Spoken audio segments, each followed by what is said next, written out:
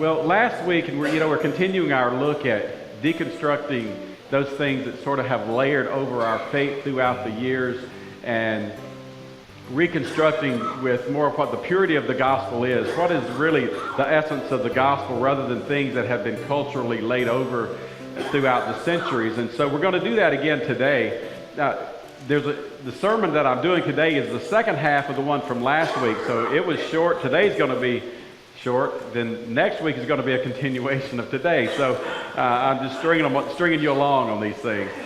But last week we talked about how Jesus was the hinge of history. He was the center point, if you will, between the old covenant and the new covenant, and how under the old, with Moses and the law, that's how the worshipers, they related to God. But then when Jesus came, he came at the appointed time, as Paul said, and at that appointed time he came and he lived and he died. And at his death, he began, or ushered in, if you will, the new covenant. And that under that new covenant is where we now live. We don't live in a hybrid of old and new. We live under the new because the old was obsolete. It was passing away.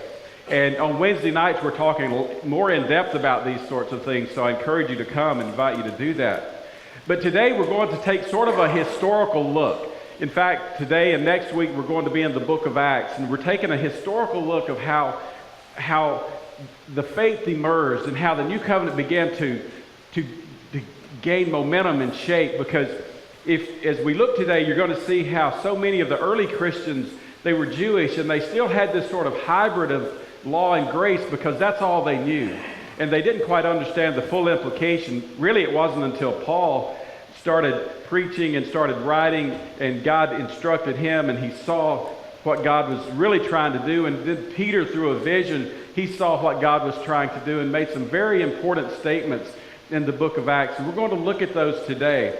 We're going to talk first about Paul, or Saul, and his conversion on the Damascus road. But I'm not going to read that part. I want to read the passage where Ananias, where the angel tells or the vision tells Ananias to go to Paul. So in Acts chapter 9, beginning in verse 10, now there was a disciple at Damascus named Ananias. The Lord said to him in a vision, Ananias, and he said, Here I am, Lord.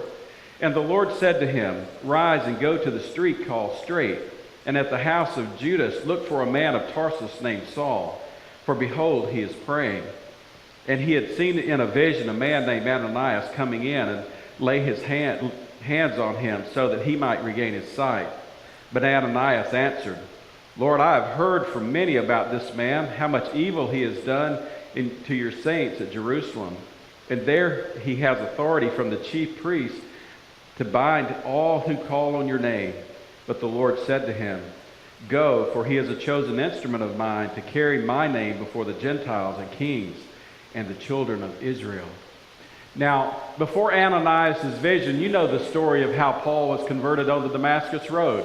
Paul was a very zealous Pharisee, and he was going out to stamp out this new religious movement called the Way.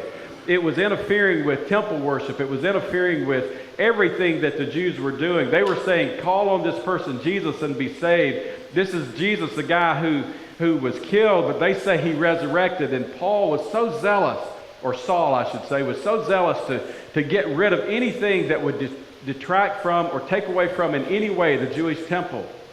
And yet, on the Damascus road, Jesus confronts him in a light, and he blinds him. And then Paul, or Saul, is taken into Damascus, led into Damascus, and he is there waiting for this man named Ananias to come and to tell him something, do something for him. Ananias, as you would imagine, was fearful. I mean, wouldn't you be? Here's the guy that's trying to kill all of you who believe in Jesus, and now, God, you're telling me to go to him and do something? I don't think so. I don't want to have any part of this man. Let somebody else go. Let somebody with a bigger knife than me go and take care of him.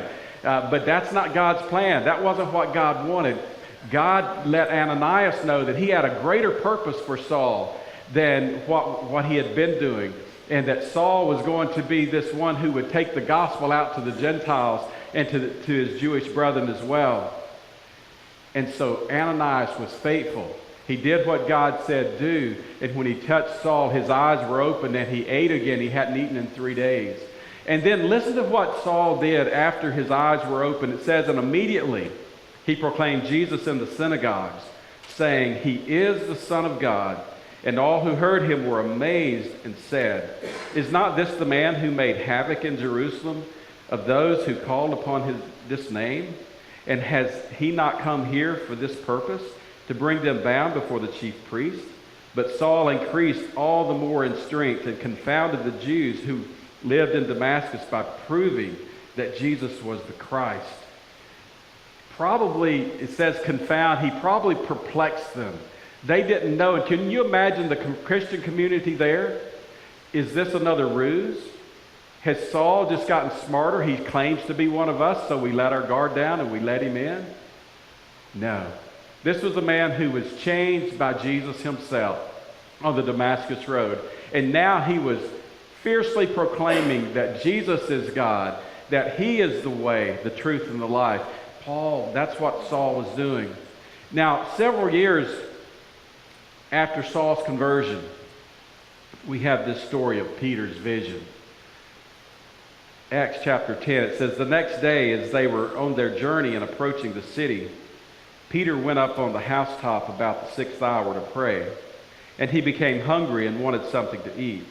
But while they were preparing it, he fell into a trance and saw the heavens opened and something like a great sheet descending, being let down by its four corners upon the earth. In it were all kinds of animals and reptiles and birds of the air. And there came a voice to him, rise, Peter, kill and eat. And Peter said, by no means, Lord, for I have never eaten anything that is common or unclean. And the voice came to him again a second time, what God has made clean, do not call common. This happened 3 times, and the thing was taken up at once in heaven. Now this episode here goes as Peter is awakened by someone yelling his name. Peter goes and lets them in the house. And he's perplexed again by this. Peter is perplexed now by this dream, this vision that he had. And standing there at his door, he saw men from Caesarea. There was 2 men and a soldier. And they wanted to take him to the home of Cornelius, who was a Roman guard, who was asking about the things of God. And so Peter reluctantly goes with them. And here, I want to read you his opening line. It's not on the slides, but I want to read it for you. Peter is one of those guys that doesn't really know how to win friends and influence people so well because he's going into a house of all Gentiles, and this is his opening line to them. You are well aware that it is against our law for a Jew to associate with or visit a Gentile. Now, if you're trying to get converts, is that the first thing you're going to say? Well, you know, it's against my religious law to be here with you today. And sorry. But listen, this is what they probably heard.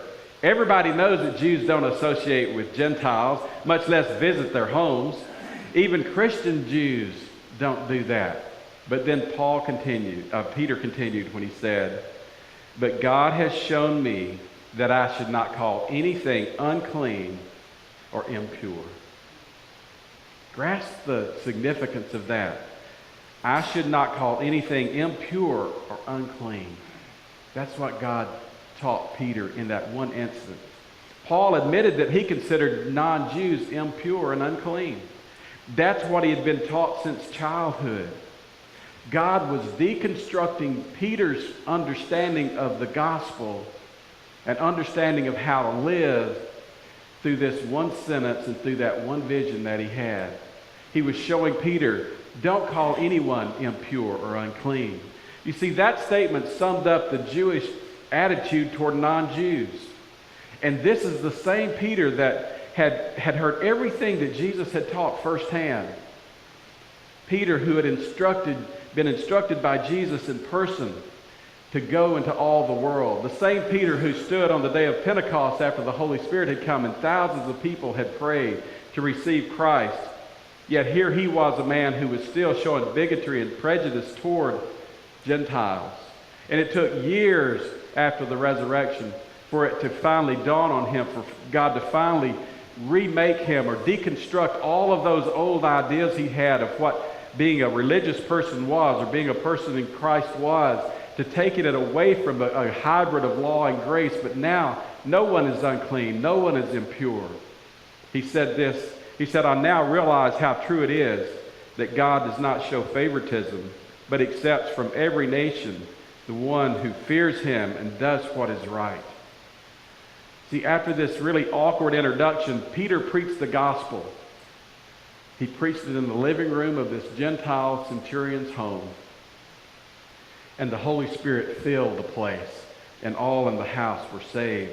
All of the Gentiles in the house received the Holy Spirit. You can't imagine how that was heard by the Jewish Christians that were with Peter. Or in fact, we can hear, because I want to read you a verse that tells you what they thought. Look at 10:45. It says, the circumcised, it would be the Jewish Christians, the circumcised believers who had come with Peter were astonished that the gift of the Holy Spirit had been poured out on even Gentiles. Think about that. These are men who had been with Peter. They had come to faith because of his preaching, no doubt. They knew who Jesus was. They recognized him as Savior and Lord. They did all of this, but they still had such bigotry toward those who were not in their group, who were not Jews. They were so astonished. Despite everything that Jesus had taught, his followers were still clinging to the old way, to the old covenant. To this point, the church was exclusive and excluding. So while the message of faith was appealing to the Gentiles, the community of faith was not. And remember how we've talked about in our society today, in the culture we live in, so many people have an appreciation for Jesus. They have no appreciation for the church. And one of the reasons for that is that we've tried to bring this hybrid of old and new in. We've tried to live under law as well as grace. We've tried to live under one covenant when we're under another covenant, or we've tried to live under two covenants. We only live under one, and that's the one that Jesus came and brought to us by his death on the cross. Let's look at how it was received. This message, Peter is confronted by those in Jerusalem about what he's doing. And he says this, so when Peter went up to Jerusalem, the circumcised believers criticized him and said, you went into the house of an uncircumcised man and ate with them? Think about that. Christians now, believers who were told by Jesus to go into all the world and make disciples, did they think that when Jesus said that he meant go into all the world and find the Jews and just share the good news with them so they can believe? They must have thought something strange, because they weren't going to Gentiles. They weren't going into their homes. And so when Peter does that, because the Lord told them, they're like, are you crazy, Peter? What is wrong with you? Why did you do this? We don't act that way. We don't go to those people. We don't go to those places. We don't associate with that kind. They're not our kind. We don't do that. They were so appalled. So starting from the beginning, Peter begins to tell them the entire story. He describes the trance that he was in, about Cornelius' invitation. He describes how the Holy Spirit fell upon the Gentiles when they believed, just as he had fallen on Peter at Pentecost, just as he had fallen on all who believed in Jesus Christ. And then he concluded this, so if God gave them the same gift he gave us who believed in the Lord Jesus Christ, who am I to think that I could stand in God's way? Who are we to think that we can stand in God's way and deny the grace of Jesus Christ to every human being? Who do we think we are? We're not trying to preserve some tradition or history. We're trying to proclaim the grace of Jesus Christ. We're trying to proclaim to men and women who do not know this Jesus, that Jesus loves them. We're trying to proclaim this to people who are far from the ways of God. And then look at the response of those in Jerusalem. So then even to Gentiles God has granted repentance that leads to life. The light bulb goes off. They get it. The lights are on. God even grants life to Gentiles. Wow. And I'm sure that struck a hard chord with some of them. It was like hitting their funny bone. It stung, it tingled, because they thought the grace of God was only theirs. But the grace of God was for all who believe. Even to people outside of God's covenant with Israel, they were so surprised, so shocked, so astounded. But why? It was the very thing that God had promised to Abraham hundreds of years before Moses. They should have seen this coming. They should have been anticipating this day when that would happen. They should have welcomed it, but instead of welcoming it, they resisted it. As do so many today in the church. Don't bring in people who are different. They'll mess it up. They're not ours. They're not like us. We can't have that. But you see, we have to reclaim the purity of the gospel. And we do it by shaking off the old covenant. We do it by embracing only the new. You see, Gentiles were never under the law, yet they received the Holy Spirit. Gentiles who were never made to keep the old covenant were saved. That's our message. We're all Gentiles in here. We were never forced under an old covenant. We only had the new. And in that new, it says, anyone and everyone who calls upon the name of the Lord will be saved. You know, Peter preached that too when the thousands were saved, but I guess he only thought it was for Jews. But then God changed his mind. God changed Paul's heart. And God sent the message of Jesus Christ throughout the whole world. Not just to one particular group of people, one particular tribe, but to all nations and tribes of the world, so that everyone could have the possibility and the opportunity to be saved. The opportunity that God gave through Peter to Cornelius is the same one that he gave to each and every one of us. Do you believe it? Do you trust it? Do you accept it? You see, that's the gospel. It's the gospel that Jesus Christ came to die for sinners and that he rose to give all who believe in him new life. I don't know how it gets clearer than that. I don't know how you clarify it any better than that. But next week we'll take a look at the Jerusalem Council, because they had a lot of issues with this. And they fought hard with Peter and Paul and Barnabas and others about, really, where do we take the gospel? Is it for everybody, or is it just for us few? As we know, looking back, it's for all who believe. I hope that you count yourself in that number. Let's pray. Father, we are grateful that in Christ all can have redemption. All can find forgiveness of sin. All can find complete acceptance. All can find a new heart, a new spirit. All can be made alive from their dead, sinful state. Lord, you did this for us, not because we were worthy, not because we were good, not because we could earn it, but because of you, your grace. And we give you thanks, and we accept it because of that. If there's someone here today who's never received it, I pray, Father, that they would simply reach out to you and believe. In Jesus' name we pray. Amen.